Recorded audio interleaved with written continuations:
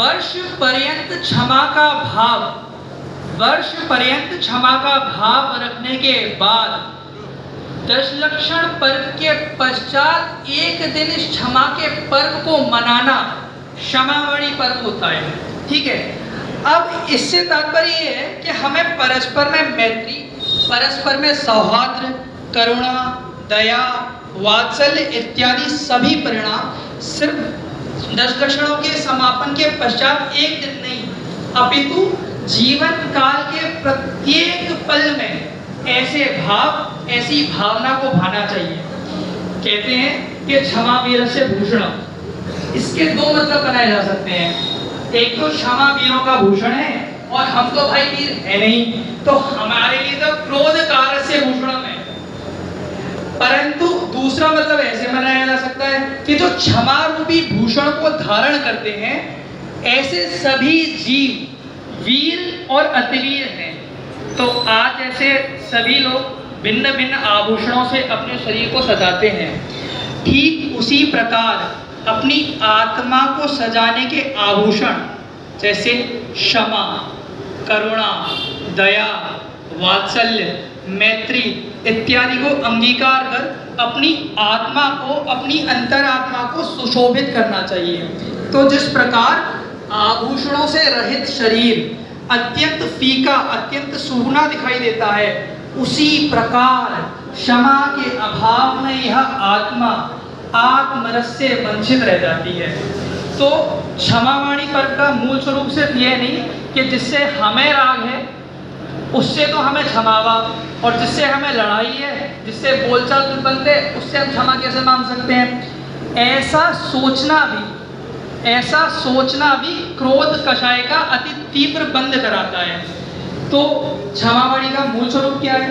तो क्षमावाणी पर्व का मूल स्वरूप यह है कि जिससे बोलचाल चालू है उससे तो क्षमा, जिससे बंद है उससे भी क्षमा, और जिससे आज तक बातचीत नहीं हुई है ऐसे जगत के सभी प्राणियों के प्रति तन से, मन से, वचन से होने वाली सभी गलतियों के लिए मैं अपने हृदय के अंतरंग से अति विनम्रता पूर्वक क्षमा प्रार्थी हूँ।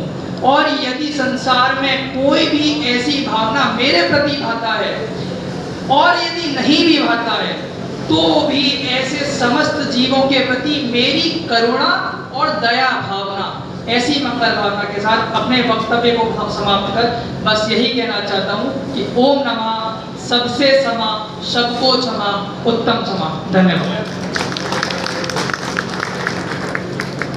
बहुत सुंदर रोहन जी, मैं अनुरोध करता हूँ हमारे जनता के अध्यक्ष श्री ललित कुमार परिया जी से मैं दो शब्द करें। श्री ललित मोहन।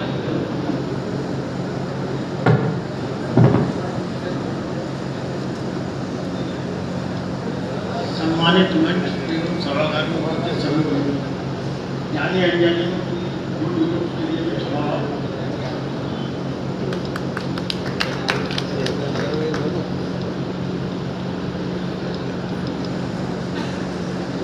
क्षमा में जो सबसे आड़े आती है वो है महत्वाकांक्षा, और महत्वाकांक्षा उस खारे पानी के समान है जिसे हम जितना पिएंगे उतनी ही हमारी प्यास बढ़ती चली जाएगी।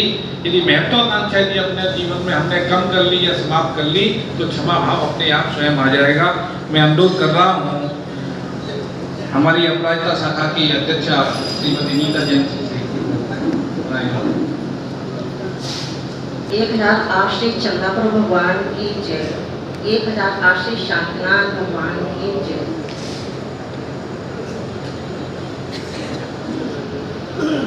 क्षमा वीरस्य भूषणम।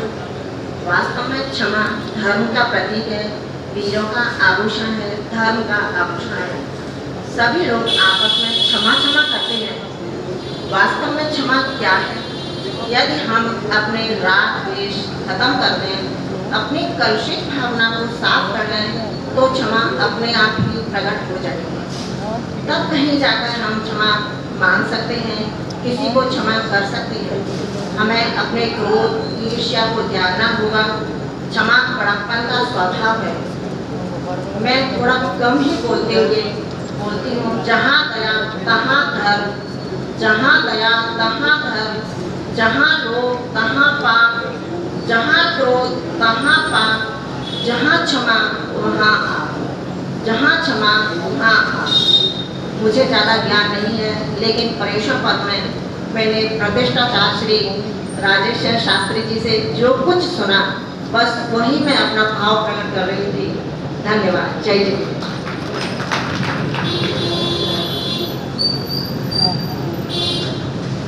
हमारे मध्य